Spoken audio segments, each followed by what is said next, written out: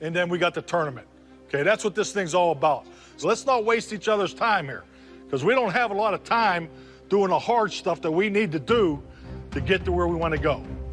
Charlie fuck around, he don't work here, okay? High school Harry, get his ass out the fucking door, all right? This is about winning. It's about winning the world championship, period. Period, that's all that matters.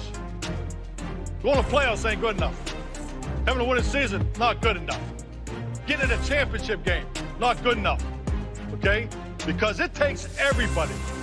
You may be tired of hearing this. I've been part of one championship team. I've stood in front of one championship team. It took 77 men to win a world championship. And that's just the way this thing goes.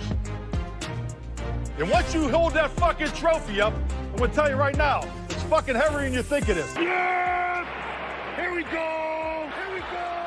Here we go! 3, 2, 1. Here we go!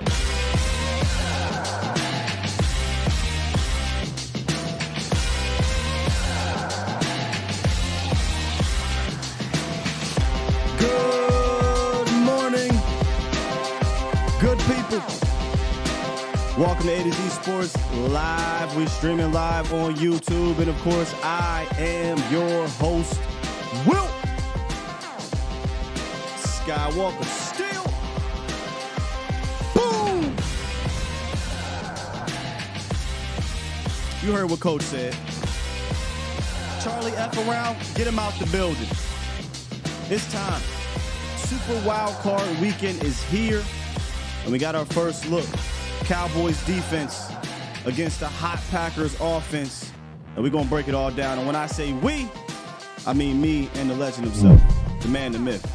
Akoye Media in the building. We'll get to him, obviously, after the roundup. It's time, y'all. That's all I can really say right now. Is it is time to focus, hunker down, and figure out how the Cowboys can get this victory. Before we do that, though, Cowboys Nation, we're going to jump into the roundup. Jerry spoke about Mike McCarthy and his job security, which, again, I just don't get why that's even a thing, but it's a thing. And then another insane stat on one Michael Parsons, the Lion himself, and why I feel like he's being targeted. So we'll take a look at that as well. Shouts out to you guys, the Bomb Squad, for holding down for us as we get this thing started. Bomb Squad! Or should I hit you with the combination one, right? 88-3. Let's get into it. A lot to talk about at the end of the show. Obviously, we'll get the hashtag Akoye questions going, so make sure y'all get that ready. Somebody said no cheese this weekend. Before it was no green around Christmas time. No, put your trees away. This time it's no cheese. No cheese. Don't take the cheese either, right? Don't take the cheese. The Cowboys are the better team here, but they got to go out there, prove it, and they'll get the victory. But we're going to break it all down. Oh, make sure y'all go check on my boy Law Nation, too. I'm just go check on my boy Law, man. He was turned on Super Friends yesterday. If you didn't see the Super Friends episode, go ahead and watch that. Run their numbers up. Go donate on all that good stuff, the Super Chats, and make sure my guy Law is cool, because Law was feeling it last night, man. Wow, that was a good one. All right, let's get into this roundup. Here we go. It's time! It's time! It's time! It's time! It's time. It is time for... It's time for the morning roundup. Round 'em up, boys. Let me talk to you. Let me talk to you, Cowboys Nation. Like I said at the top of this thing, Jerry Jones sounds off on Mike McCarthy's job status. And these national media reporters or what have you, it seems like every year they come out and they're like, hey, Mike McCarthy's on the hot seat, et cetera, et cetera. 3 straight years, 12-5. Quarterback is played his way into an MVP consideration, all-pro year. He clearly has a hold of this team from top to bottom. The players love him. But for whatever reason, he's always on a hot seat. And it's only been really 3 real seasons. And if you put this resume in front of anybody else, the talk of hot seat is not happening. But I get that the standard here is Super Bowl, and that is what it should be. However, I still don't think you should be putting that type of I don't want to call it a kibosh, but you shouldn't be putting that energy on Mike McCarthy. Mike McCarthy has earned the right to be here next year, saying something absolutely ridiculous happening in the playoffs. Some blowout. Guys come out, 15 penalties, not ready, which I don't see happening because the Cowboys haven't done anything like that since 2021 with the 14 penalties and still almost won that game. But that's neither here nor there. This is what Jerry Jones said, though, when he was asked about it. He said, quote, "I couldn't be more pleased with what he's done and how he's coached. I really mean it. He has really made as big of a difference from his head coaching vantage point as anybody could from any vantage point in the NFL. He's the big difference this year." There's been some conversation on Twitter where, okay, well, if that's the case, why aren't we talking about extensions? Jerry doesn't want anybody to be comfortable and things like that. I get it, right? Like, hey, you want everybody to be on edge in a good way going into the playoffs. And I think that comes with the star. I don't really think you need to add any more motivation. You are a coach or a player with the Cowboys. Once the playoff starts, it's about 6. You go look on the other side, the Cowboys team the team that they're playing this week. They're not really. Look, I get it, everybody wants to win the Super Bowl, but their fans, those players, those coaches, that they know we're not Super Bowl favorites. We're happy to be here, and there's no pressure on those guys. But Jerry Jones states Mike McCarthy's job status. He loves what he's done. But he also said the other day, we'll take it one game at a time. That's Jerry for you. As the star turns. All right, so we know about the one Micah Parsons stat, right? The insane penalty stat where he hasn't been called for a holding call against him since week 6, 11 straight games, which is unreal, by the way. Just crazy. So for weeks I've been asking, because a lot of fans, Cowboys and not Cowboys, would say, well, this happens to everybody. Oh, it does? So do me a favor. Go, and this is not me trying to be smart. Go do the work and let me know when was the last time a top pass rusher got a holding call, right? Like, has it been 7 weeks, 10 weeks, 8 weeks, 9 weeks, 11 weeks like Micah? Shouts out to Brandon Laurie on Twitter. He did the work. So I'm going to go down the list of the top pass rushers, and we're going to look at when the last time they got a holding call. TJ Watt, week 16. Hendrickson, for those who are not familiar with, top pass rusher in Cincinnati. He has like 20 sacks or something. Week 16. Josh Allen from the Jaguars, week 12. Khalil Mack, week 12.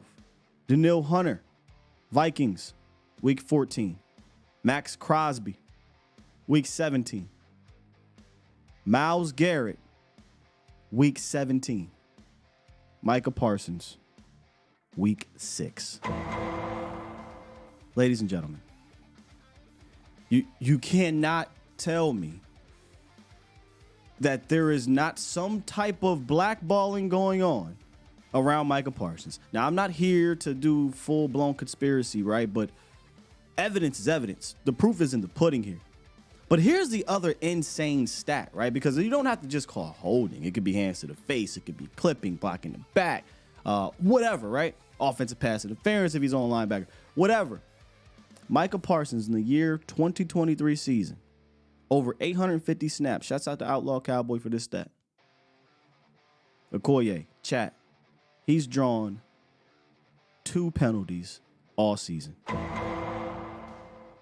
You mean to tell me the league leader in pressures, one of the most feared defensive players in the league, a guy who wins faster than anybody off the line of scrimmage in the league, a guy who, when he wins, you can physically see it. So it's not like he's in the muck, he's in the trash, right? He's on an island by himself, and when he wins, you have one or two things you can do. Hold or let the guy go by. And teams seem to do the former. 850 plus snaps, 2 penalties. Absolutely insane. And I hate to bring my boy Akoye Media in like that, man. But brother, welcome to the show, man. It's crazy when you see that, right? Like 2 penalties and over 850 snaps. madness. that's But out of pocket, man. good morning to you. We'll get to it, but good morning, bro. I'll let you Oh get your man, good citation. day. Clear skies, man. Clear skies for sure, for sure. You're right about that though, but heavy is the crown, man, and that comes with the territory. Yeah. You knew when Jerry went after Goodell, there was going to be some sort of recompense, and this is what I think it is. I really do. I think that not only are we the Cowboys, not only it's like a multitude of factors. Now, Micah Parsons does go out and talk about his game in a certain way where it might make refs are human. You know what I mean? Yeah. I'm not giving them excuses, but you might turn heads against you, right? Not only other players, but refs by and large as well. But when you look at the calls that the Cowboys, namely Micah Parsons, don't get, it's like really staggering, man. It's crazy that he hasn't. I didn't know it was week 6. I thought Week that was. 6, I bro. mean, still ridiculous, but week 6 is crazy. For him to not only not get the hands to the face calls that I think he draws like every week, he gets a hands to the face call. And the crazy thing is, the last hands to the face call he was situated in was him punching Lane Johnson in the face. You know what I mean? Breaking his nose. So to see that is just crazy to me because that shows that they're paying attention. Right. Because you see when he does it, but they don't see when it's done to him. When it's and they're paying attention because when you look at the Miami game, you see him hit Tua. They're paying attention. They're looking right at you because they're watching what we do, but they're not paying any attention to what's happening to our guys. And that shows how good. I got a little hair in my mouth. Sorry. That shows how good this defense really is because if we're still leading in pressures and we're still a formidable defense with as much as it doesn't come our way, or many calls that don't go our way, that shows what we could be if they actually went our way, or if we weren't being held and we can actually let the play develop as it would naturally, right? So, hats off to this defense, but the great David Goggins would tell you straight up, nobody's coming to save you. You know what I mean? So us as fans and as content creators, putting a light on it, that's our job to do. But letting it get into your heads as players, we can't afford that. You can't afford that at all. So I see that it's getting to Micah, especially in that Washington game. Last couple of weeks, I've been seeing him really boisterous on the field, pleading with the refs to do something about it. And it's not going to happen. They hear you. They know. They're watching. They have pregame assignments and they watch film before games too. They know. Yeah. They don't care. So to keep saying it is like it's a moot point at this point. Don't say it. Don't even let them know it's bothering you. Just go kill something. I like what he did last week. He was flipping guys, just wrestling guys, tossing guys. Do what you got to do to make them not want to hold you. But thinking that thinking they're going to stop because you plead for it, it's not going to happen.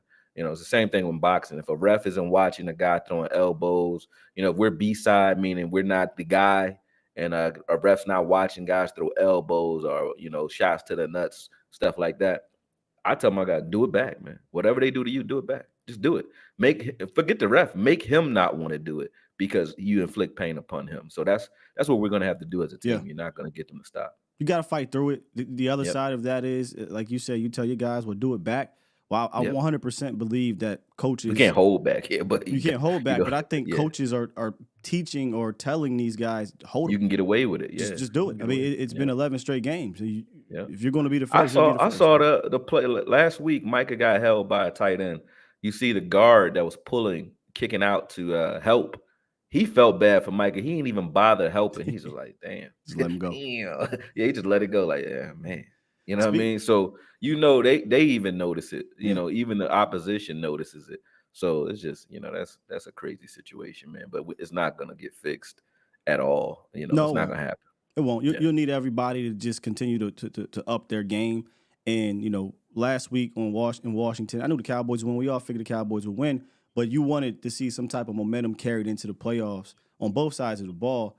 But today we're speaking defense, and I think they did that last week, Akoye. Guys like Dono and J. Lou are having really good last 3-4 weeks of the season to close it out. And we were on Twitter. We got a lot of heat about J. Lou this year, but we were on Twitter talking about it. It's been really clutch is the word I called it, to see guys like J. Lou, Dono, Dorrance got involved. You see Fowler. Like you see the role players these last 3-4 weeks gaining that momentum because it's going to take, like Coach said, it's going to take 73 players, right? It's going to take all 11 on the field. And I thought it was a big deal to see these role players, get turnovers over the last couple of weeks, make big plays, and become factors going into this game. Mm-hmm. For sure. Well, hats go off to J. Lou. Hats go off to you as well. Like, you were one of the other guys that had to, bear the brunt of a lot of the fans' dismay with J. Lou early in the season. So I'm glad to see that turn around the way it has. And I don't even really think it's a turnaround because he hadn't been playing bad up until that point. I think it was a little knee-jerk reaction due to one drive, literally one drive the entire season that we didn't like, and in that drive he gave up 20 yards in that drive. That Panthers game. Yeah, in the Panthers game. So I mean, hats go off to him. Also, Dante Fowler. I like his temperament on the field is always noticeable, and he's only out there for moments. You know what I mean? So I think getting him more playing time. Also, we kind of waved the flag and toted the bared the cross, so to speak, for Micah playing more in the middle of the field, and we see that a lot more now as well. So hats go off to him, and I got one special hat to give. I don't know if I should though, because it's kind of, let me knock on wood. I liked the game that Damone Clark put on last week. Here we go. It was Washington. Yeah, but it doesn't matter though. You need to build that momentum. Yeah, Damone Clark, and I will say this: I'm very sure now, based off of just watching him all season, that Scott McCurley just doesn't know what he's doing in regards to teaching linebackers. So I don't really have a problem with Damone as much as I have a problem with the fact that he clearly is not being coached on certain keys, because him and Bill are keying in on the same things at times, and it's not being corrected. So if it was corrected, then I would know someone's coaching them up and saying, hey, you should be doing it this way. And then every once in a while, they might read something wrong. But they do it so consistent that I know it's more of a linebacker coach issue than it is just the linebackers can't play. You know what I mean? I don't think it's that. So, I mean, we got to deal with them. We got to hype those guys up going into the playoffs as well, because win, lose, or draw, win or draw, because ain't no lose. We need them to do it. You know what 100%. I mean? So, so you gotta rally behind those guys. And Mozzie Smith as well. You know what I mean? I feel like he's been playing well this season. I feel like there's a lot of pressure on him, probably because of me. You know what I mean? We put videos out early. First round pick, before. Yeah, it's a lot of pressure on him to be, a home run hitter out the gate. And you got to realize these guys are developing, and Damone Clark is one of them. But I like him a lot better post Washington. And I also look at this game as a game where it's 50-50, because on the ground, a lot of the things they're going to do is going to confuse these guys from the linebacker position. But from the air, where Jordan Love liked to go with the ball is right at those guys, right underneath both those linebackers. So I think if it becomes a passing game on the Green Bay side of things, it'll play right into Bell and Clark's hands.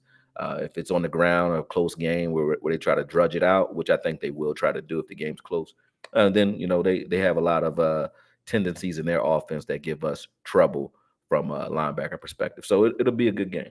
Excellent segue here.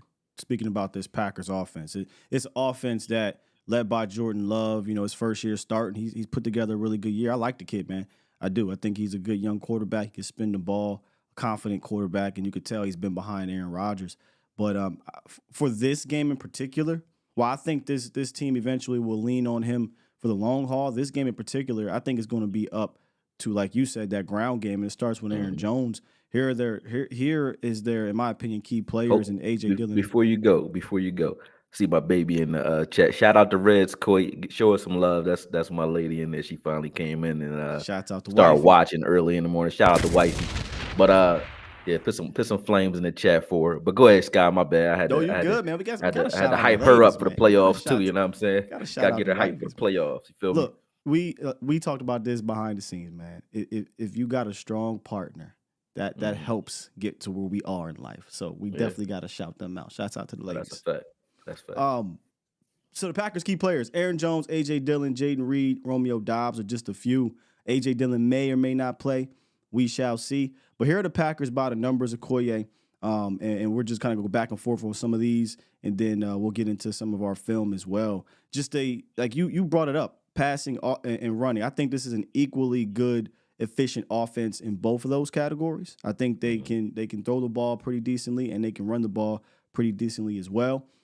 Heavy motion team, top 10 in the league in motion, and they do it very much like you would see from the San Frans of the world, because guess what? The McVay-Shanahan tree, right in that same tree, is Matt LaFleur, and that is the head coach / offensive play caller for the Green Bay Packers.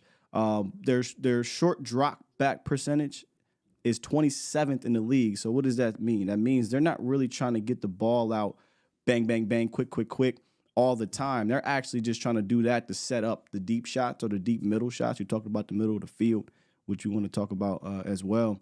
But and it's also a heavy play action team.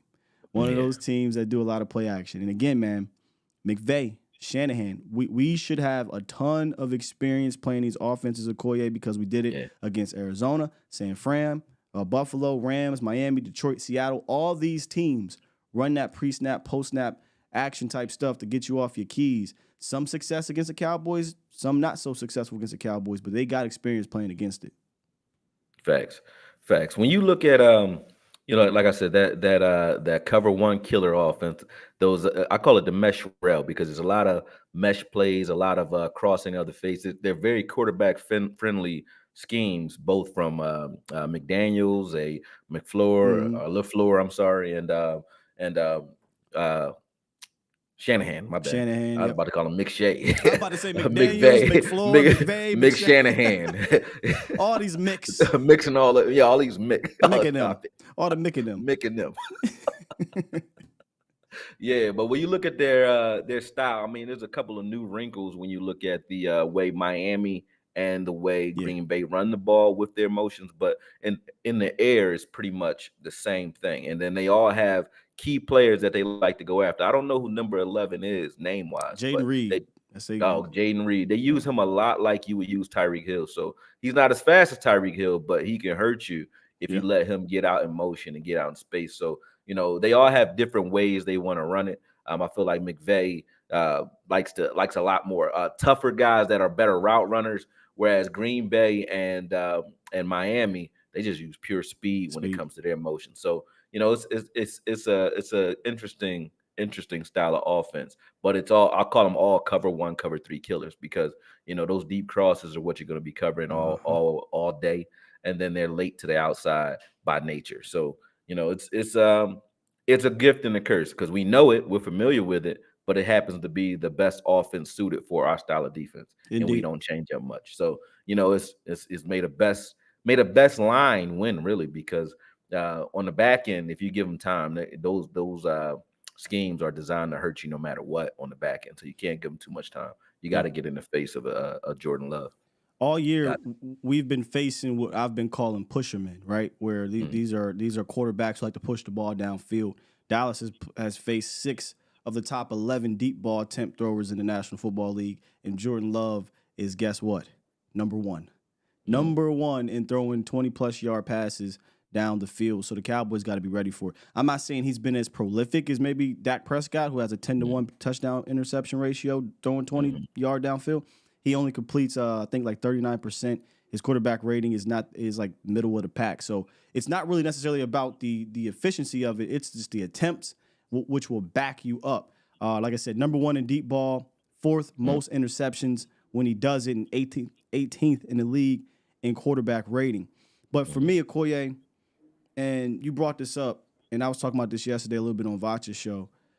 You said the line, and yes, I agree the line as well, but I feel like a lot of this game is going to be on this second level, the linebackers and safeties.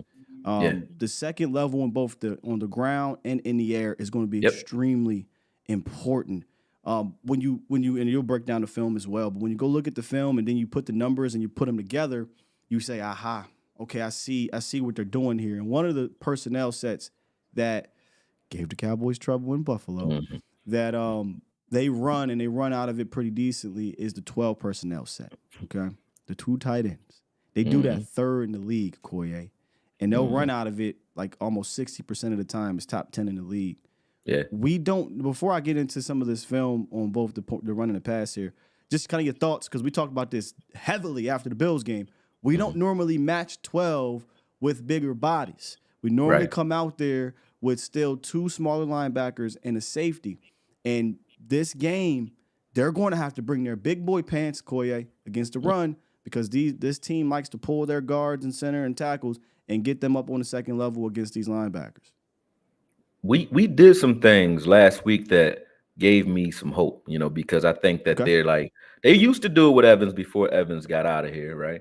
But they did it last week instead of using Damone Clark in that 5-1-5 look, where Mike is in the middle of the field and Damone would get kicked out, or LVE or Evans would get kicked out to the edge. Yeah. And Micah was like right over top of the center. Yeah, Yeah. they did it with Fowler on the field a couple times last week. And having that front with Micah being able to be free to roam and pick a gap, I think that'll help us in regards to run fits on that second level. And we still can keep those 5 DBs out there and sort of still be small, if you will. We can do it that way. And that way we don't have to load the box to stop the run. But if we come out with Damone and Bell in the middle of the field and only 6 in the box against these 12 personnel fronts, it's still going to be a problem, because not only do they run 12, which is big enough to put body on body, hat on hat going straight at you, they do it in a misdirection style or counter style offense. So, and we don't even need the counters to choose the wrong gaps at times, because as I said, these guys aren't being coached to key in on the right things. And if they are doing what I think they need to do to be effective as Bell needs to be as a smaller linebacker, I tell them just go. But in this game in particular, if he does just go, he's going to get countered a lot. So will Micah at times. You'll see Micah. Micah's a just go guy. He'll set the tone and he'll stop that front side of the play. But they cut back all day long. So those counters are coming. Yep. And in this game in particular, if you're only 6 men in the box, you already don't have the numbers or the size. And then if you're taking false steps on top of that, we've already seen what Aaron Jones can do to us. He's done it even when we had traditional linebackers playing. So this game in particular on the ground, it's not going to be a game where I think the Cowboys coming out with what we've been putting on film, if we put out the personnel that we had out there in the Bills game, out there in this game, it's going to be a long day unless the offense, Dak Prescott and company, pace them well enough so that they deter them from running. That's the way we stop the run in this game if we don't switch something up personnel-wise. If we switch it up, like I said, that 5-1-5 with Fowler or Sam Williams on the field on the edge, and you have those guys 5 down line. I like what we do there in those looks. I don't think they can even counter us in those looks, because you got D-Law one side, front side or strong side. Cut it back to him or cut it away from him. Either way, if you have Sam Williams or Fowler opposite side, I like our chances with that, with Micah, with everything funneling into the middle to Micah in those looks. But in our normal big nickel, it's going to be a problem. Well, if they are able to contain it, and like you said, if the offense is able to get them out of that style, then it will come down to the pass game, right? It'll come down to the second level defenders being able to be on it, right? The Curses, the Donos, who's play better in coverage, Bell and Clark. And that's the other Donald's aspect. looking healthy. Yeah, Donald looking healthy. Dono looking like the Dono that got paid. Yeah, that's Donald right there. That's the Dono we've been wanting to see. Yeah, that's the Donald we love right there. Yes, sir. Yeah. Yes, sir. So if they can thwart that run game or make them get out of it, right? Now it's going to be about, because again, like I said, I think these linebackers and safeties are going to be the most important in this game, because one of the staples that this kind of tree does, the McVays, all the McDaniels, the McVays, the McShays, the McShanahans, the McFlurries, all of them, this whole tree. We got Scott McCurley as a linebacker coach. All of them love that second level window that opens up due to them sending guys deep down the field. You call it the deep overs, right? Deep digs, deep whatever the hell you want to call it. They love those things. And for me, that means that your second level defenders, your safeties or your linebackers, have to have the proper depth or they will have to play with some instinct in this game, right? Like I'm not saying hero ball. I'm just saying if you're reading and you understand with your IQ or with the film or what have you, and you know, hey, when they do this push motion, I know there's a deep dig coming behind me. Let me kind of cut this off a second early and get into this window, because unlike some of these other teams I've watched, if you can make him hold the ball a little bit longer, we got the pass rush to get home. Oh yeah, so that's a fact. That's going to be huge. And I wanted to show a couple plays of Akoye, if I may, about some of these things that I was talking about here. And this is the 12 personnel play I was talking about. And you, man, it's so crazy. For that 5 down lineman right there, man. It's so crazy though how you teed it up about they don't just come out there in 12. They do 12 and they also incorporate motion, right? Mm-hmm. So this pre-snap motion, what it's going to do when they find out it's man coverage, it's low key going to isolate this deep cover one safety defender as the last kind of hang defender on this side, because they're going to get numbers. And when they get these numbers, it's going to be up to 50 or these linebackers to be able to deal with this pull, and they don't.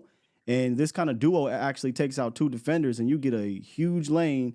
And now that last defender on that side has to deal with A.J. Dillon. And this could easily be Aaron Jones. But when you look at it from a blocking assignment standpoint, like I said, they're going to do a lot of pulling. They're going to pull these guards. They're going to pull the center. They're going to pull the tackles. And at the same time, you're going to get a down block and a duo block that actually takes out 2 defenders. So I gotta say you shitting on them right now too with the graphics, bro. I mean, I gotta give you kudos for that. Appreciate I'm loving it. I kind of want to hear your opinions though on this specific play with these linebackers, because I noticed this kind of late in doing this. 50 gets taken out by this duo right here. Is this on 50? Does he have to get over top, or he's filling his lane and this is just a perfectly executed block? It's a perfectly executed scheme. Block wise, like he's in the right gap. He could have shot that gap. It was the false step from the counter action, like soon as he handed the ball off. That those 3 false steps took him out of position. Had that not happened, he could have shot that gap and undercut this. So this is stuff that veteran linebackers can deal with, because they're like, if you see in the Timmons film, he don't really bite on much at all. He's not biting on much at all. But I don't know who 50 is actually, but I know that those false steps was what took him out of position. He couldn't have got over top of that regardless, because they pushed upfield so well. There was automatically going to be like a kill zone, so to speak. He was going to be trapped in there regardless. So he had to undercut that earlier. But those false steps naturally took him out of position. So those runs are going to be on the defensive end to anchor and hold his position. And set that edge and kind of force it back inside the 50. If you can't on a regular basis, you're going to have that on the edge. If they can peel off on the edge like that and seal you, they're going to get out there almost every time. Now, this one is not 12 personnel. I wanted to show 12 personnel and the importance of that second level being able to make plays. This one is out of a pass, right? And this is 11 personnel. One thing you're going to get here, pre-snap motion. And this time it's kind of that pre-snap sprint motion with Jaden Reed. And they do this a lot. When I say they, I mean one of the McDaniels. They do this a lot with I believe it's Tyreek Hill. And what you're going to get is a pre-snap at snap motion, really, that turns this into trips on this side, right? And with the trips, they're going to split the C. You got a deep post. You got kind of like a deep corner route, post corner and a deep post. And right behind all of that is the speedy Jaden Reed, who's going to run this kind of deep deep over. Yo, stop, bro. You do this every time too, bro. Not only that, watch when we get to it. Not only the play, even the graphic, like this, that's tracking his route. This is in my film. It's crazy. Man, we got good eyes, man. We got good eyes. You got good eye, bro. I give you that. Like, you do that shit every time, bro. Like, yo, we not coordinating on this. No. Like, I see it live, and he already have a play or a series or a look that I'm looking at every time. So kudos to you. And peep the linebackers. This is why I think this is going to be important for the linebackers. These 2 gentlemen here. Shouts out to 2i. I say it's important for depth because they're just waiting for you to bite, whether it be on the play action, whether it be on the release. So this linebacker bites on number 33. this linebacker is not deep enough. There should never be this many people in the same area, right? Somebody has to get deep to at least make him hold the ball. They don't. And let me look at that. That's pitch and catch for any quarterback in the National Football League. But this is because of the design of the play. And now Jayden Reed turns on the burners and he gets upfield. So I just wanted to show these two plays, Akoye, because I think the importance of the second level defenders is high in this one, both in the run game and in the passing game. Mm-hmm. That's a fact. The difference, though, is you see a lot of teams that try to deal with that motion. They'll go cover 3 or cover 2, do a lot of zone. And that's a gift and a curse because you can take away some of the short stuff underneath that he likes to do early, but they want to like pull you in short early in the game, like so they hit you in the stomach, a lot of body shots, a lot of little quick throws to the tight end, a lot of stuff that's crossing the face, crossing the line of sight of the quarterback early. Yeah. I call it throwing into the pyramid or throwing into the diamond.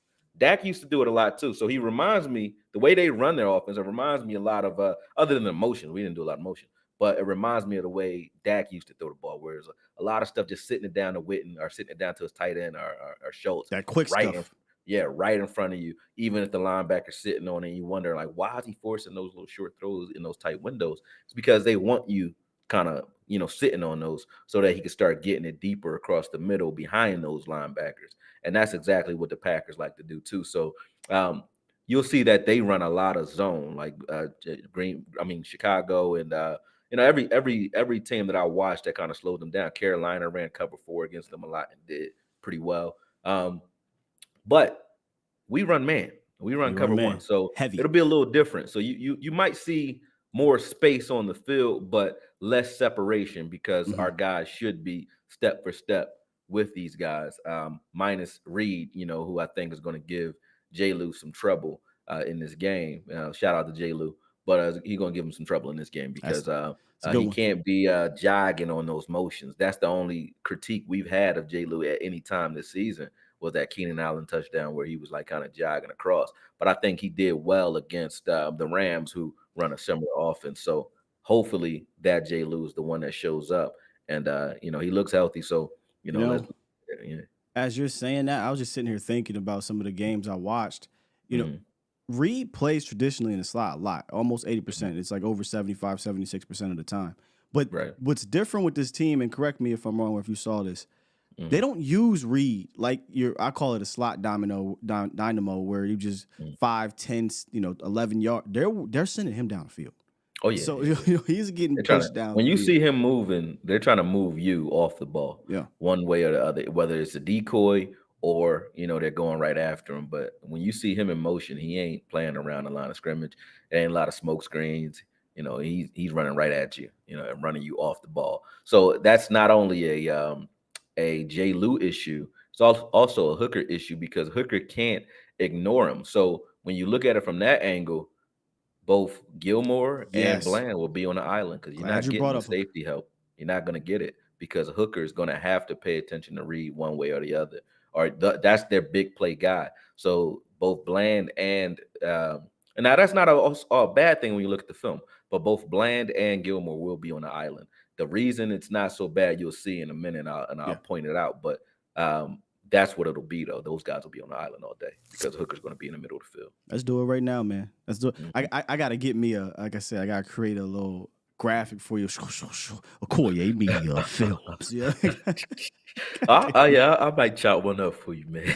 I need one. Yeah, I'll chop one up for you. Down with these flames real quick. Yeah, man. Let's get it. What you see early, and we just talked about this. Love loves the pyramid, right? He stays in the middle of the field. Those reads are, and that's any young quarterback. Like I said, the idea of it is choose a side of the field that a quarterback is comfortable with. You either can have him read one side of the field, or you can have him read the middle of the field and have everything converge on him. You saw this with Jared Goff with the Rams early in his career. You know what I mean? You saw it even with Dak Prescott.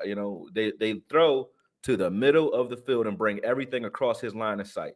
So they run a lot of mesh concepts, a lot of flood concepts, so that he doesn't have to read the field.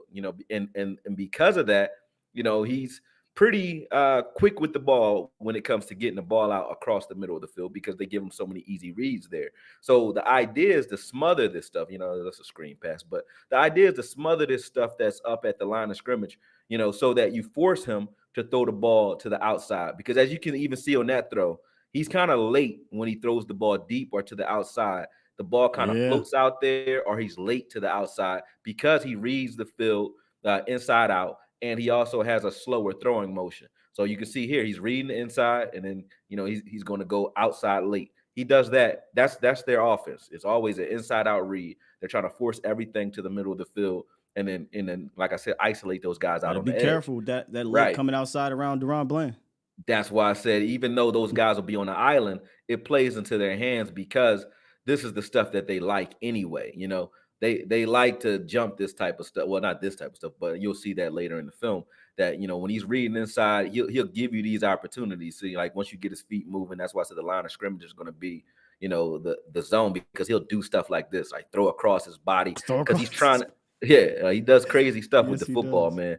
And he gave Chicago a lot of opportunities for turnovers. They just didn't take advantage of them. But, the stat line doesn't really speak to how he is with the football. It seems like he's efficient because he's throwing quick right in front of his face. These are easy throws, and this is their offense. They do this all day long. So that's why I said also from a linebacker perspective, we actually have linebackers that can cover this stuff pretty well short. So it'll still further force him to push that ball outside the perimeter where he doesn't like to throw. Like he'll do it, but and he does it well enough. I'm not gonna say he's trash throwing outside the numbers. I know you'll know the stat line. Oh man, but run this one back if you can, unless you got it broken down. This is bad quarterback or cornerback play here. Yeah, because he slips coming out of the break. Right. But this is an interception because if he doesn't slip, watch 32 on this one. And this is why I say he's usually late to the outside, because even with this slip, so the corner is going to slip right at the top of the route right there. Boom. Bad hips. He gets turned, but he slips. And even with that slip, he still recovers and has enough time to break on that ball.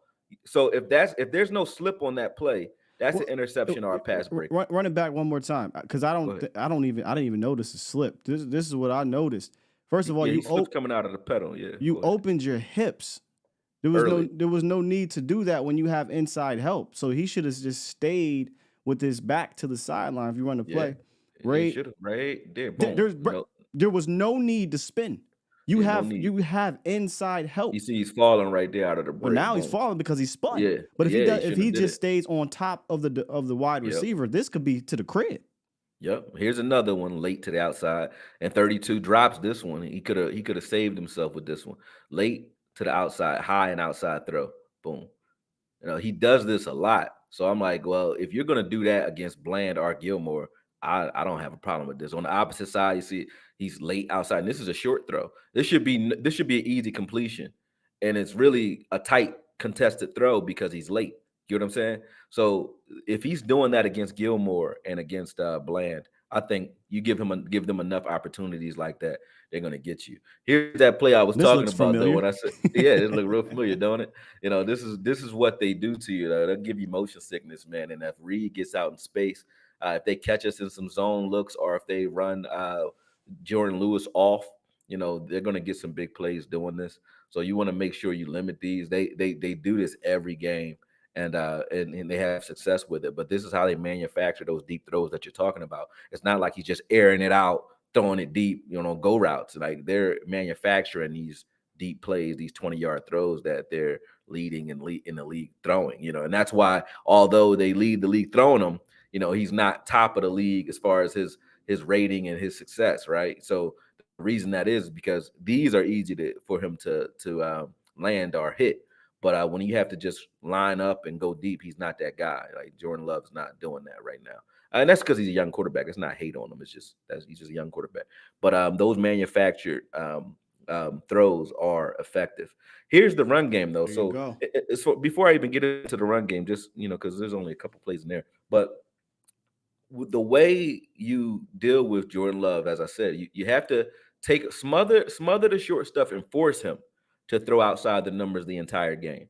and you'll have opportunities to turn the ball over. That's the way I look at it. And look at Dono. We're going to need a step up from both Dono and J. Lou in this game, and also Hooker, because that's that diamond that I was talking about, or that pyramid. Hooker at the top of it, and then on either side of the line of scrimmage, you have Dono on one side, and you can throw Kurtz in there too, but we're going to need those guys to smother those tight ends and those quick outlet passes to the running back and the wide receivers that are crossing the face on those drag routes, those dig routes. And if we're able to do that effectively in the first half, they're going to start throwing the ball outside the numbers, and that's going to give you an opportunity both for Bland and Gilmore to take over this game, or give us some extra times at bat with those interceptions. But from a run standpoint, before you go to run, you can run the run ahead. game back, because if we're going to finish up on Love, I'll just get to some of the things I go also ahead, saw on Love. hit it. That, I mean, great observation though on throwing outside the numbers. It definitely inside out, and it's definitely late. I see it, but I didn't really put it together that it's inside out. And I was wondering, because I'm like, man, he made the throw, but I'm like, that could have been picked, that could have been knocked All down. of them, look, and it's like, hey, constant. you late out there, bro. So, But Go ahead. one of the things, some good things, right? I think he does have good command in the pocket, right? For a young guy that hasn't played, he doesn't get really frazzled by the pressure, but he still is a young quarterback. Pressure can get to you, right? Very Aaron Rodgers-esque in his delivery. You see kind of those one hoppers and the quick motion, and he looks like A-Rod sometimes in how he throws, but I'm not saying he is Aaron Rodgers. Here's an interesting thing, Akoye, because I brought this up last week. I kind of pushed back on you about Derek Carr, right? Or Derek, one of the Carrs. Derek, I think. And I was like, well, see, the thing with a guy like Love is, he's athletic, he's mobile, he can move. But then when you actually go and study, or you go and look at the numbers, he doesn't scramble that much. He doesn't like to scramble that much. You talked about that triangle. Well, in order to do that triangle, you have to remain in the pocket.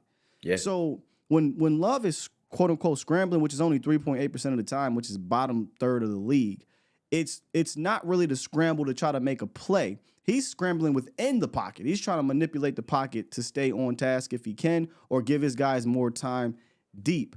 What you really want to do, you kind of want him to scramble, because if you can get him outside that pocket, like you said, now he's coming back late to the outside, or now he's trying to make a play, or he's just going to try to run. He hasn't really run that well, but shouts out to Mina for this one. When he gets outside the pocket, Akoye, he's 31st in the NFL in QBR throwing on the run. So he hasn't been that good. And a lot of that, because I think he has the arm talent. But when you go and look at these plays and look at the scramble drill for the Cowboys, you can kind of see that the scramble drill is baked within the play. That's why Dak is amazing at it, right? It's kind of baked within that play. Whereas Green Bay is trying to home run hit the hell out of you. So when he scrambles, dudes are already 30 yards downfield, and maybe it's like one guy he can try to hit. And now what is he trying to do, Akoye? Throw across his body.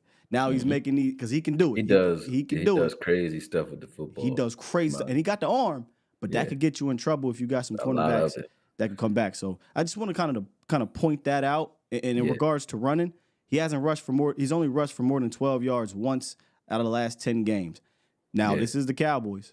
He messed around, come out there and do some RPOs, but he's not looking to scramble to run. He's actually trying to make plays within the pocket. So not a lot of scrambling at all. The one play that they ran that I saw in this game was a design run, and he fumbled on that. So it's like he's a athletic quarterback. He's a quarterback that's an athlete. He's not an athlete that happens to be a QB. You know what I mean? 100%. He's a quarterback first, and I like that though. I like that about him. And as he develops, he'll give you some problems, because he'll be able to do a lot of the things, like we said, like Aaron Rodgers. Aaron Rodgers is also a quarterback that happens to be an athlete. He can run, but you don't want him running. He don't even want to run. That's the thing. Aaron can move. Aaron can move. He uses that ability to climb the pocket and buy time more so than run. You know what I mean? And last thing on Jordan Love, when it comes to pressure, first of all, we're the number one pressure team in the league. We got the best pass rusher in the league. Pressure is the name of the game for any of these dudes we play. But when you go look at when he's been pressured 14 or more times, it's been 5 times this season.